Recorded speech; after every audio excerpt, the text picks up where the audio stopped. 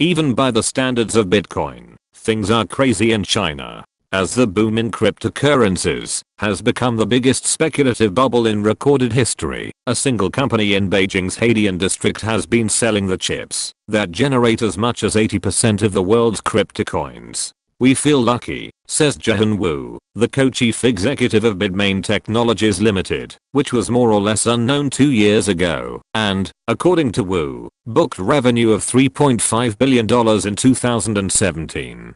Cryptocurrency networks run on number crunching, electricity-hogging mining technology, and to play in that game with any seriousness, you pretty much need Bitmain's chips. And because it's China, the whole thing could fall apart at any minute. Last year the government cracked down on cryptocurrency trading and banned initial coin offerings. This year it's sent signals that it could seriously restrict mining.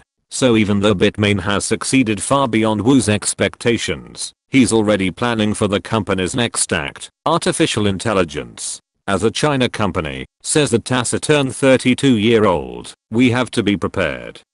During a rare series of interviews with Bloomberg Business Week at Bitmain's headquarters, Wu and his executives say AI chips are a natural adjacency for their privately held, extremely secretive company. Artificial intelligence requires lots of computations, says Wu. That makes it like Bitcoin mining, which is best done by a custom chip known as an application-specific integrated circuit, or ASIC. In October, Bitmain began selling early prototypes of its Soften BM1680. The ASIC chip, which is sold as part of a $600 accelerator card that you attach to a computer, is designed expressly to speed up machine learning. Although it doesn't do everything that high-end graphics cards made by the likes of Nvidia and Advanced Macro Devices Incorporated do, it's more powerful for some kinds of deep learning and much cheaper. We are just trying to do something that they cannot take care of well enough, says Wu, who estimates that as much as 40% of Bitmain's revenue will come from AI chips within 5 years.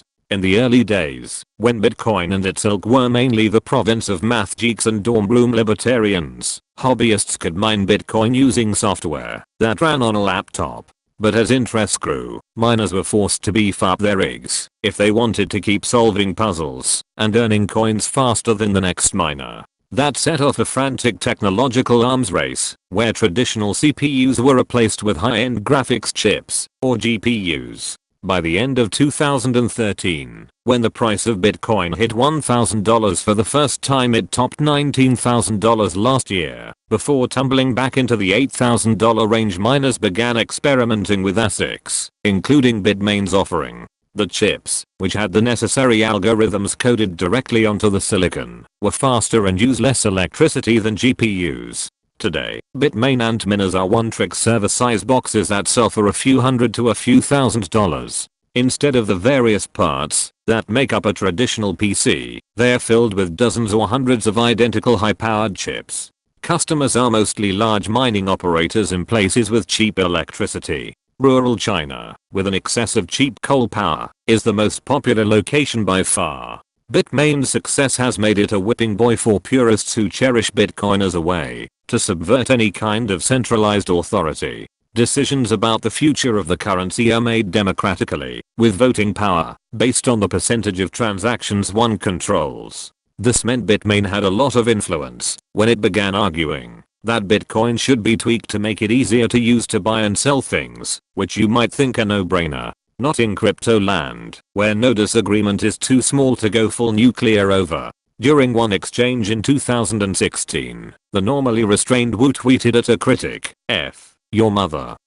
Eventually, Bitcoin split into two currencies, an original flavor and a new Bitmain-backed currency called Bitcoin Cash. The newer model has slightly more centralized control and much lower transaction fees.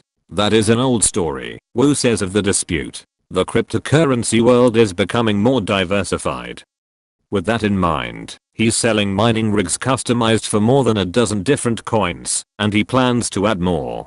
Controversy, of course, has ensued. In April, Bitmain released an $800 miner for Ethereum, another cryptocurrency that had been seen as resistant to ASICs, and thus harder for powerful companies such as Bitmain to dominate. Even so, the news set off a frenzy, with stock prices of graphics chip makers falling. It also provoked the usual high-intensity debate among Ethereum developers over whether the currency should once again be forked, that is, split off into a new version that would render Bitmain's miners useless. Ethereum developers have since seemed to make peace with Bitmain's entrance into the market, and Wu shrugs off criticisms about his company's power because other chip makers will inevitably enter the market too. If it's not us, it might be Intel, it might be Nvidia, it might be AMD, he says.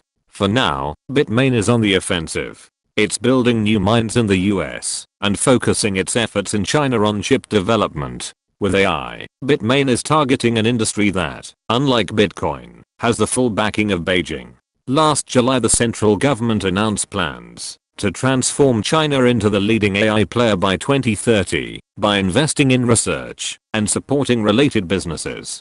If that support materializes, Bitmain's uncertain position and any fear of a regulatory crackdown will be a distant memory. With Tom Mackenzie,